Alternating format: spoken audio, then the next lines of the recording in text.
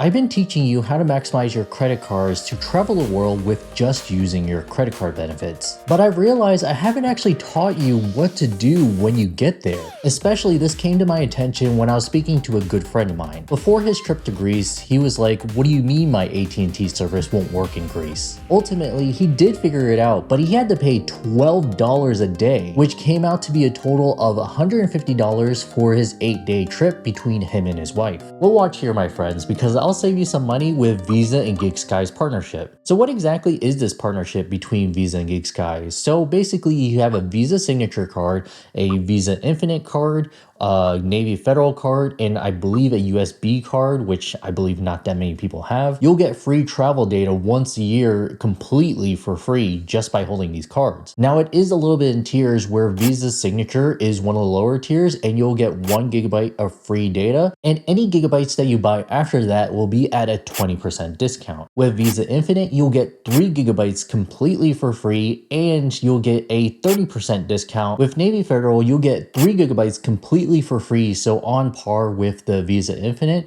but you'll only get 20% off the data after the free data. Now there are special exceptions, 2 of them being the USB card, which I believe gives 5 gigabytes of data completely for free and 30% off data, and the US Bank Altitude Connect card, which, remind you, is a Visa signature card with a $0 annual fee, will give you 5 gigabytes data completely for free and 20% off any gigabytes that you use after that. So when you're traveling internationally, maybe gigabytes and data isn't something that you have to be worried about. It's nothing that you have to necessarily think about paying for. But even though you get these for free, how many gigabytes is really enough for your trip? And to answer your question, actually true story, when I was going through high school, my family had this gigabyte data plan, and per month we only had, I believe, 5 gigabytes to share between the 5 of us, which is kind of insane to think about. Most of the time, admittedly, we were on Wi-Fi, especially if we're watching any videos, doing anything else.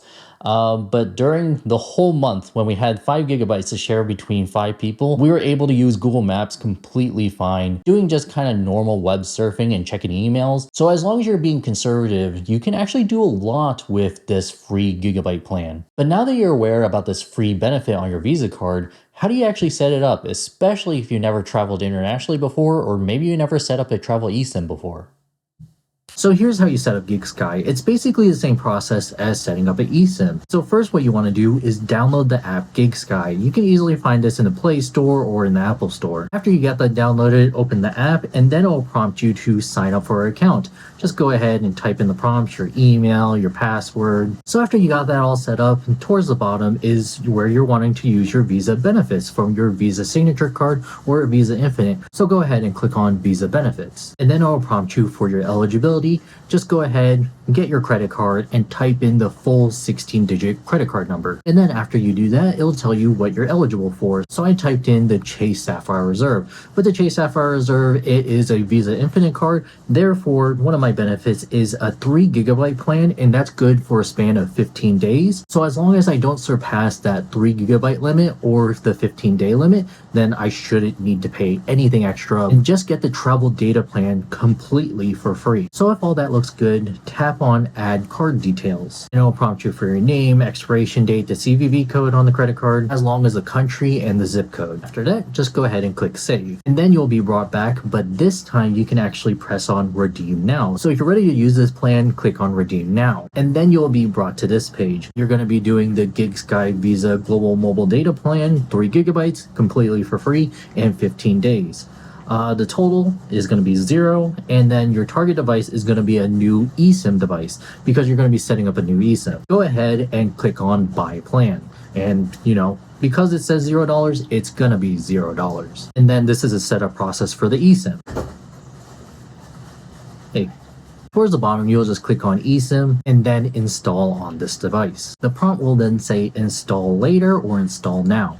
If you're in the country, go ahead and click on install now, and as it says, it'll immediately activate as soon as you're done installing this. It'll ask you if you want to label your device. I just did, my iPhone, and then it'll give a QR code. This is a little bit difficult if you don't have 2 different devices. If you do have 2 devices, go ahead and save that QR code, even take a picture of it, and then using that second device, pull up that QR code or even print it out use your phone, scan that QR code, and then it will prompt you through all the setup. And then there's a prompt for 2 options. You can choose to turn off all your lines. So like we said, this is just a data plan. It won't work for text, it won't work for phone calls. If you have iMessage or Facebook Messenger, those will work just fine. But if your cell phone provider charges you a lot of money just to use your plan, I would choose the travel eSIM only, but maybe you want to still keep your line open and you want to use GigSky at the same time. If that's the case, then you'll want to click travel eSIM and current eSIM, leaving those 2 options still on. Therefore, using your phone number, you'll still get text messages, you'll still get calls,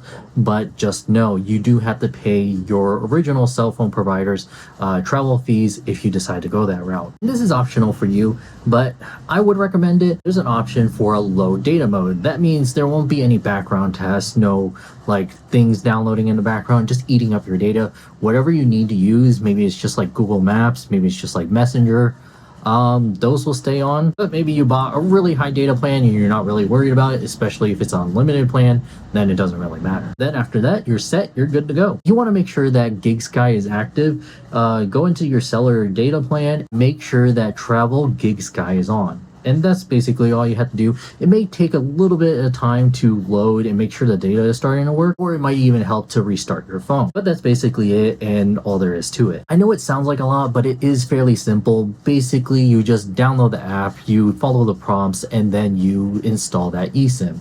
That's it. So one thing that's also nice about GigSky is you only have to set up the eSIM once. After you set it up once, you can travel to any country and all you have to do is go onto that GigSky app and just select which country that you need a data plan in. But you don't have to go through the setup process again. It won't expire. It will stay on your phone as long as you keep it there. But ultimately, is this reliable? I mean, it's a free plan. Is it reliable? So how reliable is GigSky? So one of the interesting things about GigSky is it isn't just attached to so one of the examples is that right now I'm activating AT&T because my AT&T plan does cover data and talk and text in Canada. So I just wanted to compare GigSky and AT&T together. So from my experience, AT&T partners with like specific providers. You're basically stuck with that provider unless sometimes you restart your phone and then it'll reconnect you to a different provider.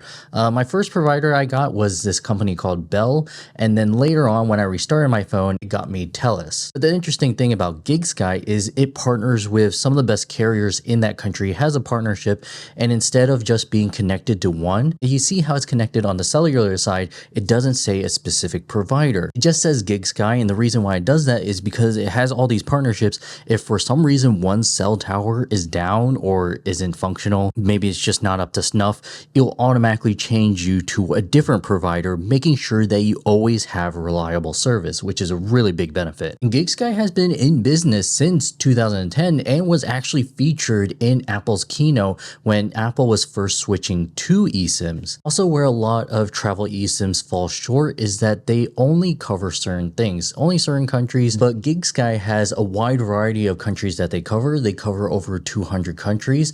They not only cover countries, but they also are one of the only ones that cover land and cruise ships. So you know how a lot of cruise ships, they'll dock on a certain place and you have to maybe, if you're with a different provider, you would have to buy a separate plan for that, but not with GigSky. You can buy this whole partner plan and make sure that no matter where you are, if you're on the cruise or if you stop somewhere, you'll always be connected and it's all under one plan, which is really powerful. Plus a major benefit is GigSky is one of the only travel eSIMs that you can actually use in Cuba. So reliability wise, I would say it's pretty reliable. You can basically count on GigSky to get you service in most areas. Another big benefit that GigSky has over the other travel eSIMs is they're more direct on the service. So how other travel eSIMs work is usually they will partner with an existing service that kind of like third-party contracts, but with GigSky, you're going to be direct. It's a direct partnership with all these different countries and you're not going to be working through like kind of a middleman. And the benefit of that is when it's working through a third party, if you have any service issues,